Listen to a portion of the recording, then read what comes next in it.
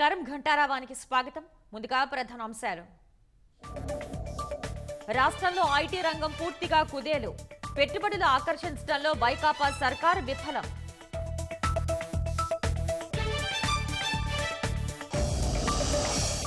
పోలవరం అంచనాలు ఇబ్బడి ముబ్బడిగా పెంపు. ప్రధాన డ్యాంలో పెరిగిన 4,800 కోట్లు. కేంద్రం కోత. నిర్మాణం పూర్తయిన లబ్ధిదారులకు అందని టిట్కో ఇళ్లు. అదిగో ఇదిగో అంటూ పుణ్యకాలం గడిపేసిన ప్రభుత్వం.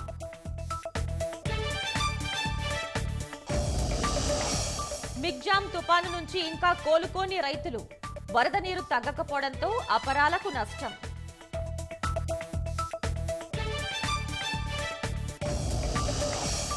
నేడు భేటీ కానున్న జమిలి ఎన్నికల అధ్యయన కమిటీ. పార్టీల స్పందనతో పాటు పురోగతిపై సమీక్ష.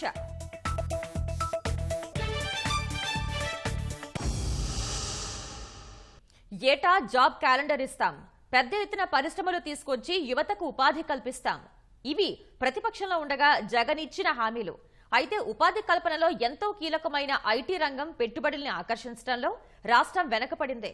గత 5 ఏళ్ల కాలంలో కేవలం 59 కంపెనీలు మాత్రమే రాష్ట్రానికి వచ్చాయి. దీంతో ఐటీ ఉద్యోగం అంటే వలసపోవడం తప్ప యువతకు వేరే గత్యంతరం కనిపించని పరిస్థితి దాపురించింది. బెంగళూరు, చెన్నై, కోయంబత్తూర్, ముంబై, పూణే, ఢిల్లీ, నోయిడా తదితర నగరాల్లోనే కాదు, అమెరికా, కెనడా, బ్రిటన్, ఆస్ట్రేలియా లాంటి దేశాల్లోనూ ఐటీ నిపుణుల్లో తెలుగువారే అత్యధికంగా ఉంటారు. వారిలోనూ ఎక్కువ మంది ఆంధ్రప్రదేశ్కు చెందినవారే. రాష్ట్రంలో ప్రముఖ నగరాలైన విశాఖ, విజయవాడ, గుంటూరు, తిరుపతి, కాకినాడల్లో ఐటీ పరిశ్రమ విస్తరించి ఉంటే యువతలో అధిక శాతానికి వలసబాట తప్పేది. సొంత రాష్ట్రంలోనే ఘనమైన ఉపాధి దొరికేది. ఆంధ్రప్రదేశ్ విభజన అనంతరం ఆనాటి ప్రభుత్వం ఐటీ రంగంపై చూపిన శ్రద్ధ ఇప్పుడున్న వైకాపా సర్కార్ చూపకపోవడంతో ఆ రంగం ఆశించిన స్థాయిలో ముందడుగు వేయలేకపోయింది.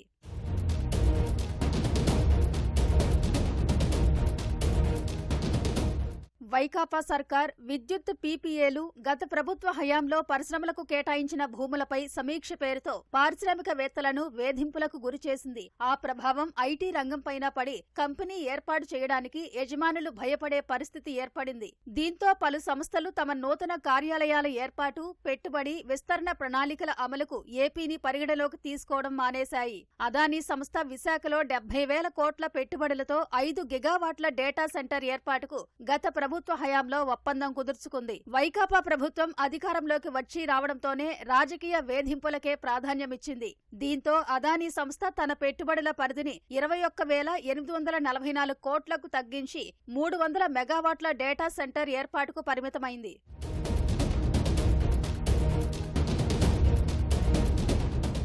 ఐటీ రంగంలో పెట్టుబడుల ఆకర్షణ కోసం విశాఖ, విజయవాడ, తిరుపతి, అనంతపురం జిల్లాల్లో మౌలిక సదుపాయాలను అభివృద్ధి చేస్తామని వైకాపా ప్రభుత్వం పదే పదే చెప్పింది. ఐటీ పార్కులు, ఆఫీస్ స్పేసెస్, కాన్సెప్ట్ సిటీలను ఏర్పాటు చేస్తామంటూనే ఏళ్లు గడిపేసింది. నైపుణ్య మానవ వనరులు, వందల సంఖ్యలో ఇంజనీరింగ్ కళాశాలలు ఉన్నా ఐటీ కంపెనీలను ఆకట్టుకోలేని అసమర్థ ప్రభుత్వంగా మిగిలిపోయింది. దీంతో ఇంజనీరింగ్ పట్టాతో బయటకు వస్తున్న లక్షల మంది యువత సొంత రాష్ట్రంలో ఉపాధి దొరక్క పొరుగు రాష్ట్రాలు, దేశాలకు వలస వెళుతున్నారు.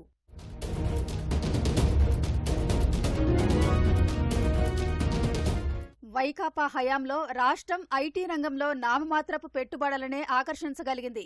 AP electronics and information technology agency, software technology park of India, information technology association of Andhra Pradesh గణాంకాల ప్రకారం 59 ఐటీ సంస్థలే వచ్చాయి. వాటిలో అధిక శాతం విశాఖ, తిరుపతికే పరిమితమయ్యాయి. విశాఖలో నిర్వహించిన పెట్టుబడుల సదస్సులో వివిధ సంస్థలతో 13,12,000 కోట్ల పెట్టుబడుల ప్రతిపాదనకు ప్రభుత్వం ఒప్పందాలు కుదుర్చుకుంది. పెట్టుబడుల ఒప్పందాల్లో ఐటీ రంగం వాటా 3.18% అంటే 41,748 కోట్లు మాత్రమే.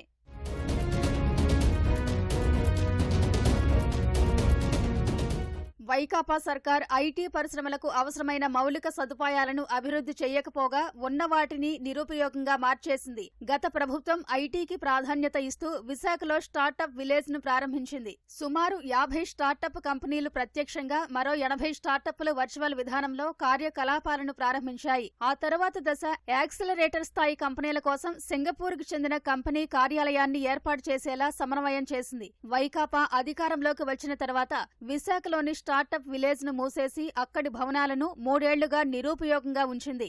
మిలీనియం టవర్స్ 1-2 భవనాలను ఖాళీగా ఉంచింది. గత ప్రభుత్వ హయాంలో వచ్చిన కంపెనీలు తప్పించి కొత్తగా వచ్చిన వాటికి దానిలో ఖాళీగా ఉన్న స్థలాన్ని కేటాయించలేదు.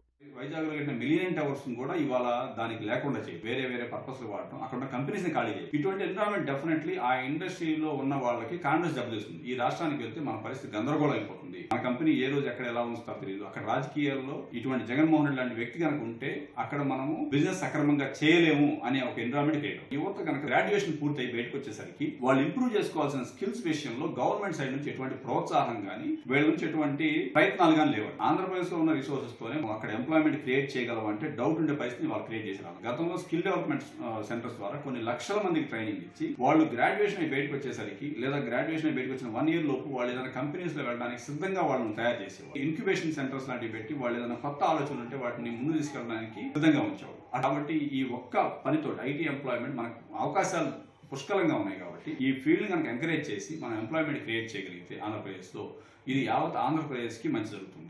వర్క్ ఫ్రం హోం విధానంలో పనిచేస్తున్న తమ ఉద్యోగుల కోసం కొన్ని చోట్ల ప్రాంతీయ కార్యాలయాలను ఏర్పాటు చేయాలని నిర్ణయించిన ఇన్ఫోసిస్ సంస్థ ఏపీలో విశాఖను ఎంపిక చేసుకుంది. అంతేకాని దీనివల్ల అదనంగా ఉపాధి ఏమీ రాలేదు. గత ప్రభుత్వ హయాంలో గన్నవరం దగ్గర హెచ్సిఎల్ సంస్థ కేంద్రాన్ని ఏర్పాటు చేసింది. యువతకు సొంతంగా శిక్షణ ఇచ్చి ఉపాధి కల్పిస్తోంది. కానీ కృష్ణా జిల్లాలో హెచ్సిఎల్ కేంద్రం 2023లో ఏర్పాటు చేసినట్లుగా జగన్ ప్రభుత్వం గొప్పలు చెప్పుకోవడం హాస్యాస్పదంగా మారింది.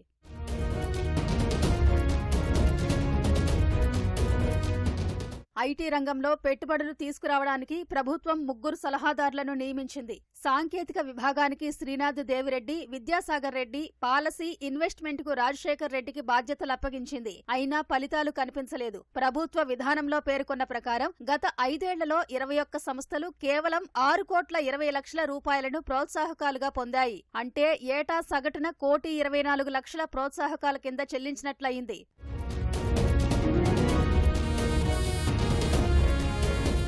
2021-24 ఐటీ పాలసీలో ప్రాధాన్యతలను ప్రభుత్వం వివరించింది. ఐటీ రంగాన్ని తామే పతాక స్థాయిలో అభివృద్ధి చేస్తామని గొప్పలు చెప్పింది. ఐటీ పరిశ్రమలకు అవసరమైన నైపుణ్య మానవ వనరులను తయారు చేస్తామని, కార్యకలాపాలను వెంటనే ప్రారంభించడానికి వీలుగా కోవర్కింగ్ స్పేస్, శాటిలైట్ సెంటర్ల ఏర్పాటు చేస్తామని పాలసీలో వివరించింది. స్టార్టప్లు, కొత్త ఆలోచనలను ప్రోత్సహిస్తామని, పెట్టుబడులతో వచ్చే వారికి వెంటనే అనుమతులు ఇస్తామని పేర్కొంది. విశాఖలో ఇంటిగ్రేటెడ్ టెక్నాలజీ పార్కును అభివృద్ధి చేయడం ద్వారా ఐటీ రంగానికి అవసరమైన research university, incubation centers, center of excellence ల్యాబ్లు, coworking spaces, state data center వంటి వాటిని అందుబాటులోకి తెస్తామని చెప్పుకొచ్చింది. కానీ ఇప్పటికీ ప్రాజెక్ట్ అందుబాటులోకి రాలేదు. వచ్చే ఏడాది మార్చితో ప్రభుత్వం ప్రకటించిన పాలసీ గడువు కూడా పూర్తి కానుంది. పాలసీలో ప్రాధాన్యతలుగా పేర్కొన్న వాటిలో మెజారిటీ లక్ష్యాలను ప్రభుత్వం పూర్తి చేయలేకపోయింది.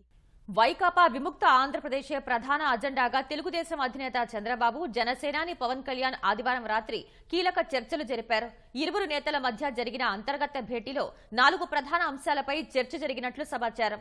సీట్ల సర్దుబాటు, ఉమ్మడి మేనిఫెస్టో ప్రకటన, ఎన్నికల ప్రచార శైలి, బహిరంగ సభల నిర్వహణపై చంద్రబాబు, పవన్ కళ్యాణ్ మధ్య కీలక చర్చ జరిగినట్టు తెలుస్తోంది. సంక్రాంతి నాటికి ఈ అంశాలను ఓ కొలికి తీసుకురావాలని ఇరువురు నేతలు ఓ అభిప్రాయానికి వచ్చినట్లు విశ్వసనీయ సమాచారం. సార్వత్రిక ఎన్నికలకు ముందు తెదేపా, జనసేన పొత్తు కసరత్తు కీలక దశకు చేరింది. సీట్ల సర్దుబాట్లపై గత రాత్రి తెలుగుదేశం అధినేత చంద్రబాబు, జనసేన అధినేత పవన్ కళ్యాణ్ సుదీర్ఘంగా చర్చించారు. మరో 2 విడతల సమావేశాల తర్వాత సంక్రాంతి నాటికి ఇది కొలిక్కి రానుంది. ఉమ్మడి మేనిఫెస్టో పైన ఇద్దరు నేతలు సమాలోచనలు జరిపినట్లు తెలిసింది. హైదరాబాద్ లోని మాదాపూర్లో ఉన్న పవన్ కళ్యాణ్ నివాసానికి ఆదివారం రాత్రి చంద్రబాబు వెళ్లారు. ఈ సందర్భంగా ఆయనకు పవన్ తో పాటు ఆయన భార్య అనా స్వాగతం పలికారు. ఇద్దరు నేతలు నేతలు సుమారు 2.5 గంటల పాటు సుదీర్ఘంగా చర్చించారు. జనసేన పీఏసీ చైర్మన్ నాదెండ్ల మనోహర్ చర్చల్లో పాల్గొన్నారు. ఏ పార్టీ ఎన్ని సీట్లలో పోటీ చేయాలి, ఎక్కడి నుంచి బరిలో దిగాలనే నేతలు విస్తృతంగా చర్చించారు. ఉమ్మడి మేనిఫెస్టోల్లో ఏ అంశాలు పెట్టాలి, దాన్ని బలంగా ప్రజల్లోకి తీసుకెళ్లడం తదితర అంశాలపైన ఇద్దరి మధ్య చర్చ నడిచింది. ఉమ్మడిగా బహిరంగ సభల నిర్వహణ, ఎక్కడెక్కడ సభలు నిర్వహించాలి, ఎవరెవరు హాజరవ్వాలి, ఎప్పటి నుంచి వాటిని ప్రారంభించాలనే అంశాలపై కూడా ఇద్దరు నేతలు చర్చించారు. అన్నీ కొలిక్కి వచ్చాక బహిరంగ వేదికపైకి వచ్చి కీలక నిర్ణయాలను వెల్లడించనున్నారు. ఇదే వేదికపై నుంచి ఉమ్మడి మేనిఫెస్టో ప్రకటించే అవకాశం ఉంది. తెలుగుదేశం, జనసేన శ్రేణులు ఇప్పటికే క్షేత్రస్థాయిల్లో కలిసి పనిచేస్తున్నాయి. ఓట్ల అక్రమాలపై అధికార వైకాపాను ఎండగడుతున్నాయి. వివిధ అంశాల్లో అధికార పార్టీ అక్రమాలను అడ్డుకోవడంతో పాటు అసత్య ప్రచారాల్ని ఎలా తిప్పికొట్టాలనే విషయంలో కార్యకర్తలకు ఇరు పార్టీలు దిశానిర్దేశం చేయనున్నాయి. వైకాపా విముక్త ఆంధ్రప్రదేశ్ లక్ష్యంగా భవిష్యత్తు కార్యాచరణ ఉంటుందని జనసేన నేత నాదెండ్ల మనోహర్ పవన్ కళ్యాణ్ సమక్షంలోనే ప్రకటించారు. భవిష్యత్తులో ఎన్నికల వ్యూహం పైన ఆంధ్రప్రదేశ్కి ఒక చక్కటి పరిపాలన అందించడానికి ఏ విధంగా వైఎస్ఆర్సీపీ విముక్త ఆంధ్రప్రదేశ్ కోసం కలిసి పనిచేయాలో దానికి సంబంధించిన వ్యూహాలు, రాజకీయ అంశాలు, అదేవిధంగా పార్టీ పరంగా సంస్థాగతంగా మేము చేసుకోవాల్సిన కొన్ని నిర్ణయాలు, ఆ బలోపేతం కోసం సుదీర్ఘంగా చర్చించారు. తప్పకుండా ఆంధ్రప్రదేశ్ ప్రజలకి ఒక మంచి భవిష్యత్తు ఉండే విధంగా ఈ చర్చలు చాలా సంతోషకరంగా జరిగినాయి. భవిష్యత్తులో కూడా అన్ని కార్యక్రమాల్లో ఇరు పార్టీల క్యాడర్ నాయకులు కలిసికట్టుగా విజయం సాధించి రేపటి రోజున ఓ మంచి ప్రభుత్వం, మంచి పరిపాలన అందించే విధంగా తగిన చర్యలు తీసుకుని ముందుకెళ్తామని ఈ సందర్భంగా ఇరు పార్టీల నాయకులు నిర్ణయించుకున్నారు. 2014 ఎన్నికలకు ముందు చంద్రబాబు పవన్ కళ్యాణ్ నివాసానికి వెళ్లి ఆయన్ను కలిశారు. 10 ఏళ్ల తర్వాత మళ్లీ ఆయన పవన్ నివాసానికి వెళ్లారు. రాష్ట్రంలో ఓట్ల తొలగింపు కోసం ఫారం 7 దరఖాస్తుల్ని పరిశీలించేటప్పుడు ఓటరు ప్రాథమిక హక్కులకు భంగం కలగకుండా చూడాల్సిన బాధ్యత జిల్లా కలెక్టర్లు, ఎలక్టోరల్ రిజిస్ట్రేషన్ అధికారులదేనని సిటిజన్స్ ఫర్ డెమోక్రసీ సంస్థ ప్రధాన కార్యదర్శి నిమ్మగడ్డ రమేష్ కుమార్ స్పష్టం చేశారు. ఓటును ప్రాథమిక హక్కుగా పరిగణిస్తూ Anoop Baran Lal versus union bank of India కేసులో ఇటీవల సుప్రీంకోర్టు ఇచ్చిన తీర్పును సంబంధిత అధికారులు అవగాహన చేసుకోవాలన్నారు. ఈ మేరకు అన్ని జిల్లా కలెక్టర్లకు, ఈఆర్ఓలకు ఆయన లేఖలు పంపించారు. లేఖతో పాటు సుప్రీంకోర్టు తీర్పు ప్రతిని జత చేశారు. సరైన ధృవీకరణ పత్రాల పరిశీలన తర్వాతే ఓట్లు తొలగించాలని, అలా కాకుండా ఇష్టానుసారం తొలగిస్తే ఈఆర్ఓలే బాధ్యులవుతారని హెచ్చరించారు. సీఎం జగన్ 2019 జూన్లో అధికారం చేపట్టేసరికి గత తెదేపా ప్రభుత్వం చేపట్టిన 3.13 లక్షల టిడ్కో గృహాల్లో 95% పైగా పూర్తయినవి 81,000 ఉన్నాయి. ఇంకో 71,000 ఇళ్లు 75 నుంచి 90% మధ్య పూర్తి చేశారు. మౌలిక సదుపాయాలు కల్పించి 5-6 నెలలు పనులు చేయించి ఉంటే వీటిని లబ్ధిదారులకు ఎప్పుడో ఇచ్చి ఉండొచ్చు. కానీ జగన్ది అసలు సిసలు పెత్తందారీతనం కదా. ఇప్పటికీ 84,000 గృహాలే పంపిణీ చేశారు. ఇందులో ఎక్కువ ఇళ్లు తెదేపా ప్రభుత్వంలో పూర్తయినవే. పార్టీ రంగులు వేయడం తప్ప ఇచ్చిన ఇళ్ల వద్ద ఎలాంటి మౌలిక సదుపాయాలు కల్పించలేదు. వార్షిక పరీక్షలు తప్పిన విద్యార్థుల మార్చి, సెప్టెంబర్ వాయిదాల్ని తలపిస్తోంది టిడ్కో ఇళ్లు పూర్తి చేసే విషయంలో జగన్ ప్రభుత్వ ధోరణి. ఆయనే అనుకుంటే మంత్రులది అదే తంతు. ఇదిగో అదిగో అంటూ పుణ్యకాలం గడిపేశారు. జగన్ పేదలపై ఎంత కక్షతో వ్యవహరిస్తారో చెప్పేందుకు టిడ్కో ఇళ్ల రద్దే నిదర్శనం. తెదేపా ప్రభుత్వం చేపట్టిన 3.13 లక్షల గృహాల్లో జగన్ అధికారంలోకి రాగానే 51,000 మంది పేదలకు కేటాయించిన ఇళ్లను రద్దు చేసి 2.62 లక్షల ఇళ్లను పూర్తి చేయనున్నట్టు ప్రకటించారు. దీనికి 25% కన్నా తక్కువ పూర్తయ్యాయని సాకు చూపారు. 25% కంటే తక్కువ కట్టినా అవి 100 కోట్ల ప్రజల సొమ్ముతో నిర్మించినదే కదా. ఇలా అర్ధాంతరంగా నిలిపేస్తే ప్రజాధనం వృధానేగా. ఆ ఇళ్లను గత ప్రభుత్వం కేటాయించింది పేదలకే కదా. వారేం పాపం చేశారు? వైఎస్సార్ జిల్లా ప్రొద్దుటూరులో 4 రెండంతస్తుల్లో టిడ్కో భవనాలను ఇలాగే పేదలకు దక్కకుండా చేశారు. అక్కడే పునాది దశ వరకు కట్టిన టిడ్కో నిర్మాణాలను పూర్తిగా తొలగించేందుకు 1 కోటి వెచ్చిస్తున్నారు.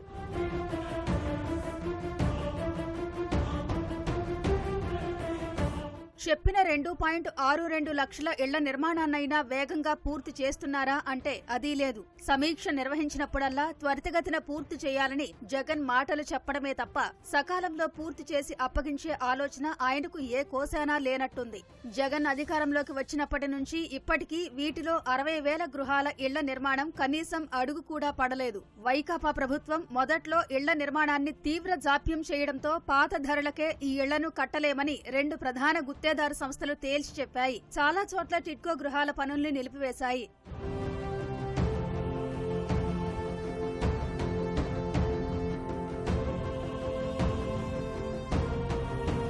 ఇప్పటికీ టిడ్కో ఇళ్లపై లబ్ధిదారుల్ని మభ్యపెట్టే ప్రయత్నం ప్రభుత్వం చేస్తుంది. మొత్తం 2.62 లక్షల గృహాల్లో లబ్ధిదారులకు అప్పగించిన 84,000 ఇళ్లు కాకుండా మిగతా 1.78 లక్షలు ఎన్నికల లోపు పూర్తి చేసి లబ్ధిదారులకు ఇవ్వడం దాదాపు అసాధ్యమే. వీటిని పూర్తి చేయడానికి 6,000 కోట్లు అవసరం. ఇప్పటికే గుత్తేదారులకు 400 కోట్లు పెండింగ్ పెట్టింది. ఇవి 6 నెలల నుంచి పెండింగ్ ఉన్నాయి. చాలా చోట్ల పనులు ఆపేసేందుకు గుత్తేదారులు సిద్ధమవుతున్నారు.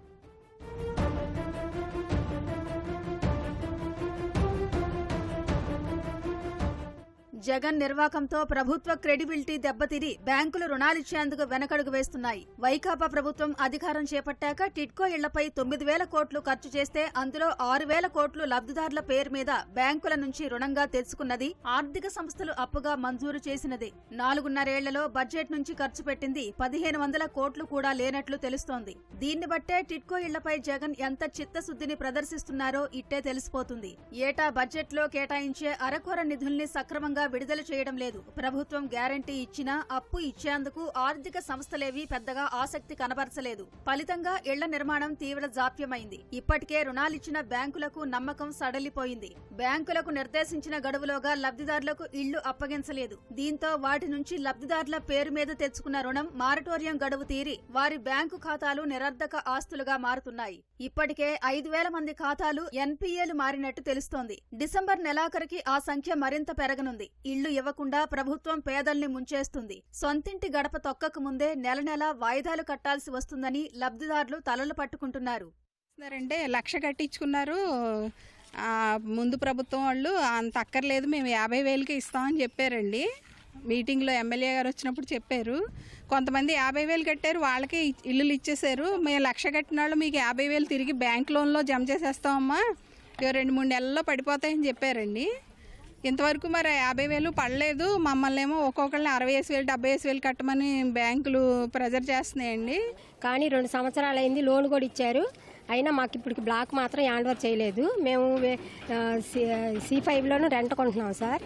మరి ఇస్తారని మేము ఎన్ని సంవత్సరాల నుంచి ఎదురు చూస్తున్నాము. మీ గారి దగ్గరికి వెళ్తే ఫ్రీగా ఇల్లు ఇచ్చాం కదా, మీకు ఇంకేం సదుపాయాలు కావాలంటున్నారు ఆయన. మాకు ఫ్రీగా అక్కడ ఇల్లు ఇచ్చారండి. సి బ్లాక్ అంతా డబ్బులు కట్టవలసి వస్తుంది. అందరూ ప్రతి ఒక్కరూ బ్యాంకులో కట్టవలసి వస్తుంది. గృహ రుణ వాయిదాలు చెల్లించాలని బ్యాంకుల నుంచి సంక్షిప్త సందేశాలు రావడంతో కృష్ణా జిల్లా ఉయ్యూరులోని టిడ్కో ఇళ్ల లబ్ధిదారులు అయోమయానికి గురవుతున్నారు. ఉయ్యూరు పరిధిలో జెమినీ స్కూల్ సమీపంలో నాగన్నగూడెంలో నిర్మాణంలో ఉన్న టిడ్కో గృహ సముదాయాలు అసంపూర్తిగా నిలిచిపోయాయి. ఇళ్ల నిర్మాణం ఇవ్వకుండానే బ్యాంకులు డబ్బులు కట్టాలని చెప్పడంపై లబ్ధిదారులు ఆగ్రహం వ్యక్తం చేస్తున్నారు.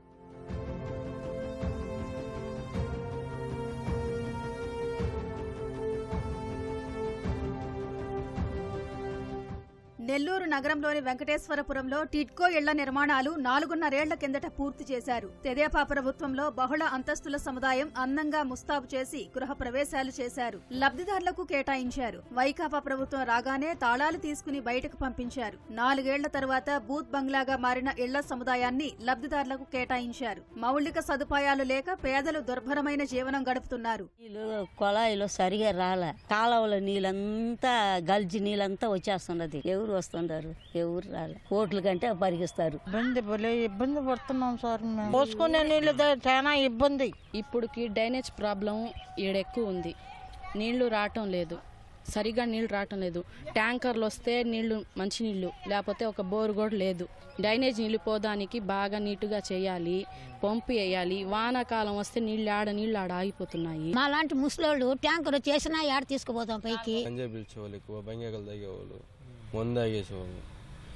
అంత చాలా వేడిగా అయిపోయింది. ఈ ఖాళీ అపార్ట్మెంట్లు ఉన్నాయి కదా, ఈ ఖాళీ అపార్ట్మెంట్లో అంతా ఇంకా ఖాళీ ఉన్నారు ఎక్కువ. పల్నాడు జిల్లా చిలకలూరిపేటలో టిట్కో కాలనీకి వెళ్లాలంటే సరైన రోడ్డుండదు, వీధి దీపాలు వెలగవు, చెత్త ఎప్పుడు తీస్తారో తెలియదు, పిల్లలకు బడి లేదు, ప్రజలకు ఆస్పత్రి లేదు, ఆకతాయిల గొడవలు, మందుబాబుల వేధింపులతో రోడ్డుపైకి రావాలంటే భయం. ఇలాంటి సమస్యలతో లబ్ధిదారులు నానా అవస్థలు పడుతున్నారు. పాములైతే రోడ్డు మీదే తిరుగుతా ఉంటాయి, పొద్దు అమ్మాలైతే ఉండయి, లైట్లు తర్వాత వేస్తా ఉంటున్నారు, బియ్యం అందట్లేదు సరిగ్గా, హాస్పిటల్ లేదు, ఏ కాతి కొత్తికైనా ఊళ్ళో బావాల్సిందే. బాగా మందు కొరపిల్లంతా మందు తాగుతూ కూర్చుంటారు బారికి, ఈ బారికి ఆ బారికి. ఒకవేళ ఆడవాళ్ళు నడిచి రావాలంటే పరిస్థితి ఏంటి? ఇదంతా అసలు చీకటిగా ఉంది, పాములు తిరుగుతున్నాయి ఇటు చెట్టుల్లో. చాలా ఇబ్బంది పడుతున్నారు సార్. ఇక్కడ చిన్నపిల్లలు రావడానికి కూడా ఇబ్బంది పడుతున్నారు. పాములు బాగా పొగలి తిరుగుతున్నాయి, రాత్రిపూట ఇంకా భయం రావడానికి. ఇక్కడ నీట్నెస్ కనీసం మెయింటెనెన్స్ కూడా లేదు. కనీసం మున్సిపాలిటీ వాళ్ళు వారానికి కూడా చెత్త ఎత్తట్లేదు. వారు 3 రోజులకు ఒకసారి 4 సార్లు వచ్చిన ఫుల్ అయిపోయి దుర్వాసన వచ్చి మరి చండాలంగా తయారవుతుంది. పాములు తిరుగుతున్నాయి, ఎట్లా బతకాలి, రాకపోతే ఇల్లు లాక్కుంటామన్నారు. శ్రీకాకుళంలో తెదేపా హయాంలో నిర్మించిన టిట్కో ఇళ్లను ఏళ్ల తరబడి నిర్లక్ష్యం చేసిన వైకాపా ప్రభుత్వం ఎన్నికలు సమీపిస్తున్న వేళ లబ్ధిదారులకు హడావిడిగా అప్పగించింది. అయితే వందలాది ఇళ్ల సముదాయాలకు కావలసిన మౌలిక సదుపాయాలు మాత్రం కల్పించలేకపోయింది. దీంతో లబ్ధిదారులు తీవ్ర ఇబ్బంది ఎదుర్కొంటున్నారు. స్ట్రీట్ లైట్లు కొంచెం బాగాలేవు, ఆటో ఫెసిలిటీస్ అస్సలు లేవు, కనీసం మెడిసిన్ కూడా లేదు. ఇక్కడ మౌలిక వసతులనే కల్పించినప్పుడు ఇక్కడ ఎన్నాళ్ళు ఉండగలరు? ఇక్కడ నుంచి వచ్చి చాలా మంది వెళ్ళిపోయిన వాళ్ళు కూడా ఉన్నారు. ఎందుకంటే ట్రాన్స్పోర్ట్ ఫెసిలిటీస్ లేవు. ఒక ఇండివిజువల్ గా సింగిల్ బస్సు అయినా ఒక మార్నింగ్ టు ఈవినింగ్ వరకు సింగిల్ బస్సు తిరిగేటట్టు లేదు. కుదిరితే అందరూ ఇక్కడ ఉంటారు, పెద్ద ఇదో పట్టణం అయిపోద్ది. మరి ఇల్లు వచ్చి వాళ్ళక్కడ ఇల్లు ఎక్కడ ఉంటే మరి ఎలాగవుతుంది? ఇచ్చిన తర్వాత అన్ని సదుపాయాలు పెడితేనే ఇల్లులు వచ్చాయి ఆనందిస్తారు ఎవరైనా. వచ్చిన వాళ్ళు కూడా హాస్పిటల్ లేవు, ఏవి కూడా లేవు. మరి ఏదో స్కూల్ లేవు, హాస్పిటల్ లేవు, ఇక్కడ గుడులు లేవు, చర్చిలు లేవు, ఏవి కూడా లేవు. మరి అనంతపురం శ్రీ సత్యసాయి జిల్లాలో 12 మున్సిపాలిటీలు ఉండగా 8 చోట్ల టిట్కో ఇళ్లను నిర్మాణం చేశారు. మౌలిక సౌకర్యాలు కల్పించకుండానే ఎన్నికల్లోపు గృహ ప్రవేశాలు చేయించే ఆలోచన చేస్తున్నట్టు లబ్ధిదారులు ఆరోపిస్తున్నారు. ఈ విధంగా సౌకర్యాలు లేకుండా ఇచ్చే ఇళ్లలో ఏ విధంగా నివసించగలమని లబ్ధిదారులు ప్రశ్నిస్తున్నారు. అట్లాగా నాకు రావాలని తిరుగుతున్నాను. వాళ్ళు ఏం చెప్తున్నారు, ఇంకా లేట్ అవుతుంది, వర్క్ జరుగుతుంది కదా అంటున్నారు.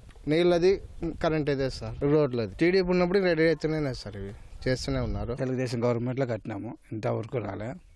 బాడీలు కట్టేదానికి ఇబ్బంది అవుతుంది, దానం పని జరుగుతుంది. రోజు రేపు అంటాను. నంద్యాల జిల్లా ఆళ్లగడ్డ పురపాలక సంఘం పరిధిలో టిట్కో గృహ సముదాయాల్లో అసౌకర్యాలు రాజ్యమేలుతున్నాయి. 2 నెలల కిందట మంత్రులు ఆదిమూలపు సురేష్, బుగ్గన రాజేంద్రనాథ్, అంజాద్ బాషా చేతుల మీదుగా ఈ గృహ సముదాయాలను ప్రారంభించారు. ఘనంగా ప్రారంభించి నెలలు గడుస్తున్నా లబ్ధిదారుల చేరిక మాత్రం అంతంత మాత్రంగానే ఉంది. కడప, తిరుపతి జిల్లాల్లోనూ ఇలాంటి పరిస్థితులే దర్శనమిస్తున్నాయి. సార్ వచ్చినాక ఇస్తాడు అని అన్ని రిజిస్టర్లు, అన్ని కాగితాలు అన్ని చేసినారు. ఇవి వరకు ఇలా ఇంకా అన్ని క్లీన్ చేపిస్తున్నారు. అవి ఇవి లేవు అనుకుంటూనే ఉన్నారు. ఇంకా సొంత ఇల్లు వస్తున్న ఆస్తి మేము డబ్బులు కట్టేసినాము, మరి ఇల్లు ఇల్లేదు, మాకు డబ్బులు రిటర్న్ రాలేదు. మేము ఎవరితో పోయి అడగల్లా, ఏం చేయాలో మాకు తెలియదు. 50,000 కట్టినాము. 10 రోజులకు ఒకసారి 15 రోజులకు ఒకసారి వేస్తారు. కింద ఉన్న వాళ్ళు తీసుకుంటారు, ట్యాంకర్ వస్తుంది, కింద ఉన్న వాళ్ళు తీసుకుంటారు, పైకి ఉన్న వాళ్ళు ఎట్లా మోసుకొని పోవాలా. నాకు 3 అంతస్తులో ఇల్లు వచ్చింది. అది నీళ్ళ సంబంధించి మాట కొంచెం చూస్తే బాగుండేది సార్. మీకు డ్రైనేజీ ప్రాబ్లం ఉంది. జమిలి ఎన్నికలపై అధ్యయనానికి మాజీ రాష్ట్రపతి రామ్నాథ్ కోవింద్ ఆధ్వర్యంలోని కమిటీ ఇవాళ సమావేశం కానుంది. ఒకే దేశం ఒకే ఎన్నికకు సంబంధించి రాజకీయ పార్టీల స్పందనతో పాటు ఇప్పటివరకు సాధించిన పురోగతిపై సమీక్షించనున్నట్లు సమాచారం. అనధికారిక భేటీకి సంబంధించి ఎలాంటి రాతపూర్వక అజెండా లేనప్పటికీ రాజకీయ పార్టీల నుంచి అందిన అభిప్రాయాలపై చర్చ జరపనుంది. తొలి సమావేశంలో రాజకీయ పార్టీల అభిప్రాయాలు తెలుసుకోవాలని కోవింద్ కమిటీ నిర్ణయించింది. పరస్పర అంగీకార తేదీతో పాటు రాజకీయ పార్టీల అభిప్రాయం కోరుతూ కమిటీ ఇదివరకే లేఖ రాసింది. వారి స్పందనకు సంబంధించి రిమైండర్ను కూడా పంపింది. 6 జాతీయ పార్టీలు, 33 ప్రాంతీయ పార్టీలు, 7 గుర్తింపు పొందని పార్టీలకు కోవింద్ కమిటీ లేఖలు రాసింది.